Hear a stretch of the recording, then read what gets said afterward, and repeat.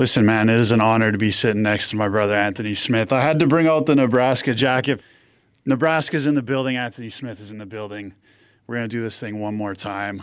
And, bro, it's emotional for me just sitting here talking to you about this, so I can only imagine what it's like for you. Yeah, man, it's time though. It really is. It's not that I'm not quitting this thing because I can't be competitive anymore. There's not guys that I'll still beat. I still beat most of them. It's just time for me to move on, and I think my kids deserve it. It's time to just check in on their kind of dreams and journeys and chase their athletic, whatever they want to do as far as athletes. Like a lot of that is picking up, and they're all very, very good. So I don't want to continue to pull back on my ability to be involved there because I'm chasing my own thing. And I always said, if I can't be the champion of the world, then I'll be done. And that's kind of where we're at. And let's kind of bring this thing back to the beginning, right? Because I was looking at your Tapology, and like, first of all, anybody with 60, like upwards of 60 professional fights, like that in itself is something you can, talk to anybody about and be like, man, how many professional fights did you have? Right. You know what I mean? I had 60. So I was looking, and I think there was one point in your professional career where I think you were 4-5, and then you rattled off 10 straight wins after that. Like, that's pretty wild to think about. You know what I mean? Yeah. Like going from a guy that's a little below 500 to knocking off 10 straight and then being like, all right, I'm going to do this thing. You know what I mean? Like, talk to me about that. I just always believed that I would make it. Even when I was losing, like I think not long after that, I dropped 4 in a row too. And I just never felt like I wasn't good enough. It was like the pieces of the puzzle just weren't coming together correctly, but I wasn't feeling like I was being beat by people that I couldn't beat. So I never really looked at the actual L and thought, man, I'm never going to make it. It was like, all right, I got to fix that and I got to fix this. And I was kind of learning on the job as I went. And then once it clicked, then I go on these long runs. It's happened a couple times where like something happens, something clicks in my brain. I've always said that mentally, if I have my shit together or I've kind of figured out and I get in a flow, I just stay in that flow and I just keep going. The problem is when it goes the other direction, sometimes you stay in that flow too. So I never really questioned it. Maybe for a second, once I got cut from the UFC the first time, like maybe I started thinking like, oh man, what the hell am I gonna do now? Like how long is it gonna take to get back now?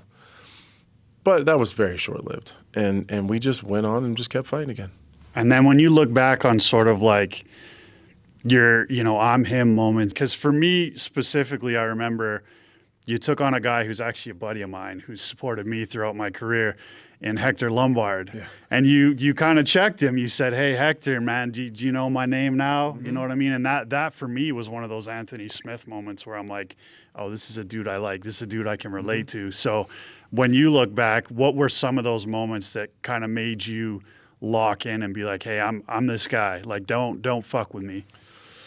That kind of same period of the Hector thing, I had a little bit of a kind of a Renaissance man moment there where like Andrew Sanchez, actually right here in Kansas City, kind of had me beat, man. It wasn't one of those situations where I felt like he was so much better than me. I just couldn't figure it out. Like he'd throw the overhand, I thought he was shooting. I would think he's shooting, he throws the overhand. Like that dude's hit me with everything but the kitchen sink, and I remember just being like, that guy is not that much better than me. Like I should be winning this fight. But then I still continue to grind it out, and I get a finish late in the fight, and when I'm down 2.5 rounds. And then I moved on to the Hector fight right after that. So then I started to like get a little bit of momentum. And then I think the Thiago Santos fight is a big one for me. The Thiago fight was partially because I was really scared. I was really, really nervous just because of, look at Thiago. Look at that goddamn monster. You know what I mean? What a savage that guy was. And I couldn't figure out his speed, and he was spinning all the time. But the weight cut is really what got me there. And that was kind of like the moment where I decided that if I'm not going to go to 205, I'm just not going to fight anymore. Like that's the options. I'm moving up or I'm not going to fight. And then, then the Rashad thing happens. And then I think that period is kind of I think the Shogun moment is probably a big one for me. Of just, holy shit, I can do this. Yeah. Like, I might actually fuck around and be good enough at this thing. Like I might actually find myself in a title shot. That's crazy. And that's weird to talk about because we talk about Thiago Santos, we talk about Hector Lombard, and like that's a whole another generation of MMA fighters. You know what I mean? Going back to That came and went while I was that's what I'm saying. Yeah. You know what I mean? Like that's another thing to brag about because I've used this quote with a few of the older guys that have been around in the UFC, and it's like fear an old man in a game where most men die young, right? Right. I think I've said that to you before Yeah. as well, and it's just I don't think people understand how hard it is to last this long in MMA, right? Yeah, it's well, there's so many injuries and there's so much pain in the sport. There's so much pain and you know, you win one, you're on top of the world. You lose one, and you're the biggest piece of shit around. And if I'm just being honest, the fans don't help. Like at some point in time, the entire fan experience with fighters is going to change. I know that everyone enjoys fighters being so accessible, but it's going to change soon because at some point in time, the athletes aren't going to be able to handle it anymore. So that part of it alone, just guys trying to make it through that, and the criticism and the economic results of a loss just break people. So it's hard to make it this long in the game for sure. There's not that many of us. There's really not that have made it this long in the sport.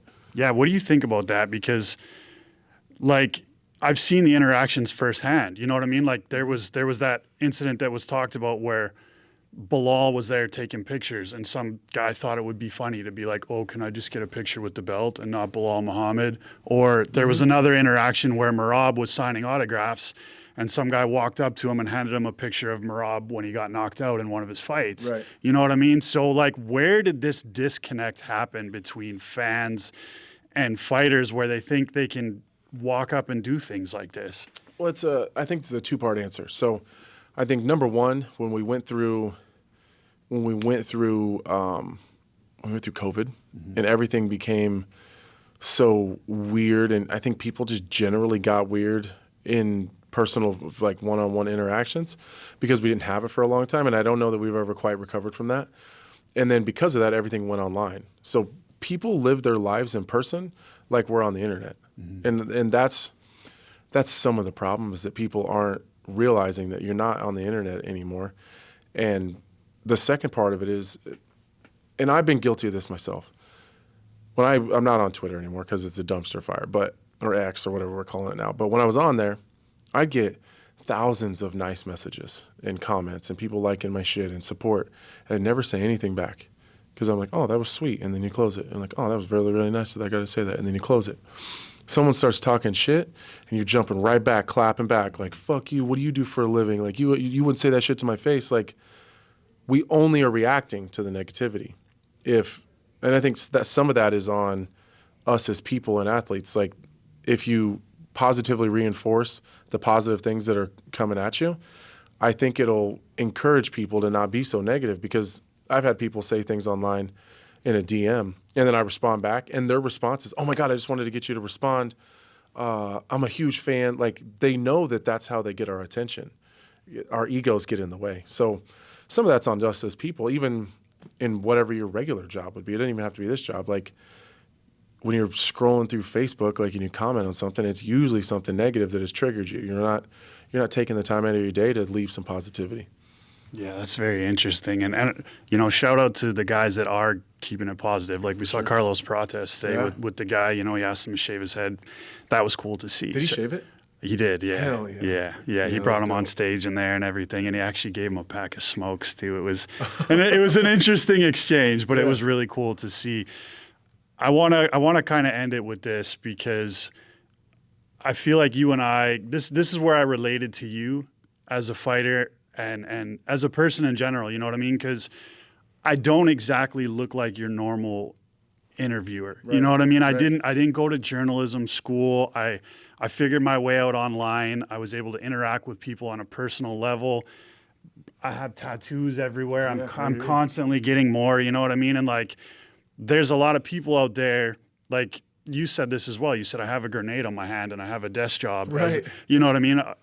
Talking fights. Yeah, if that doesn't tell you can do anything and be anywhere, I don't know what does. Yeah, so I just want to maybe get a message to all the people out there that are like, you know, not outcasts, but like people that want to do their own thing, that want to look, you know, the way me and you do, that want to do things a little bit differently, and tell them, hey man, like, it doesn't matter. Like, you can get wherever you want to be. Sure. Like, yeah, I just want to get your thoughts on that.